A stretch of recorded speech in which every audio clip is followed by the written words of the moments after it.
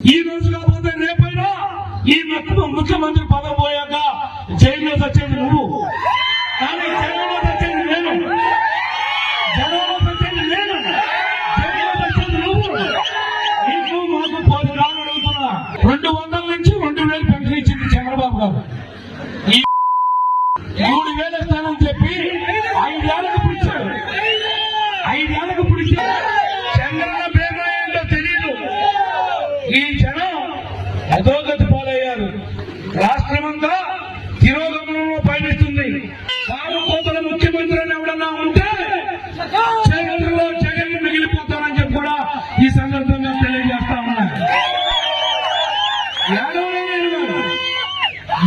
మొన్నమోపాడివి, పరిపాలన తెలియనటువంటి వాడివి, ఎందుకు వాగ్దానాలు ఇచ్చేవారు అడుగుతున్నా. ఇచ్చినోడివి రాష్ట్ర ప్రజానీకానికి క్షమాపణ చెప్పు. మీ పిల్లలు ఇంటర్మీడియట్ మరియు ఎంసెట్ చదువుతూ సబ్జెక్ట్స్ లో కన్ఫ్యూజ్ అవుతున్నారా? కాన్ఫిడెన్స్ లెవెల్ తక్కువగా ఉందా? రిపీటెడ్ మిస్టేక్స్ చేస్తున్నారా? అయితే మీకోసమే ఉంది రైజ్ యాప్.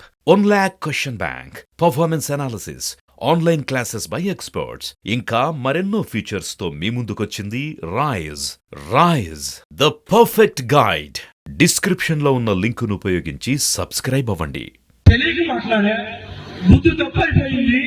నన్ను క్షమించమని ప్రజలను కోరుకోవాలని బాధ్యత జగన్మోహన్ రెడ్డి మీద ఉంది. ఈనాడు చదువుకున్న ఇంజనీర్లు కానీ సర్టిఫికెట్లు రాక, ఉద్యోగాలకు వెళ్ళలేక, కాలేజీ చుట్టూ తిరగలేక, ఫీజు రియంబర్స్మెంట్ అని చెప్పి వాళ్ళని ద్రోహం చేసిన మాట నిజం కాదా? నీకు సిగ్గు శరం ఉందా అని అడుగుతున్నా.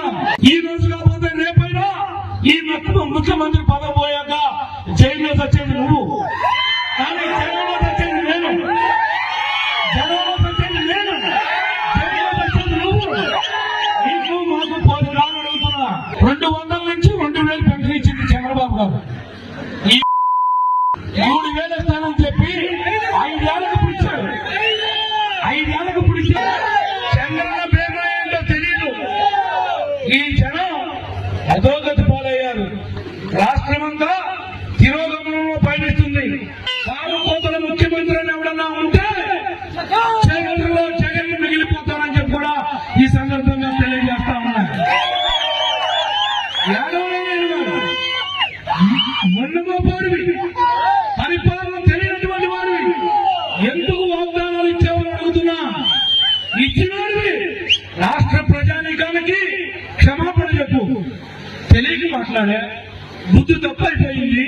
నన్ను క్షమించమని ప్రజలను కోరుకోవాలని బాధ్యత జగన్మోహన్ రెడ్డి మీద ఉంది. ఈనాడు చదువుకున్న ఇంజనీర్లు కానీ సర్టిఫికెట్లు రాక, ఉద్యోగాలకు వెళ్ళలేక, కాలేజీ చుట్టూ తిరగలేక, ఫీజు రియంబర్స్మెంట్ అని చెప్పి వాళ్ళని ద్రోహం చేసిన మాట నిజం కాదా?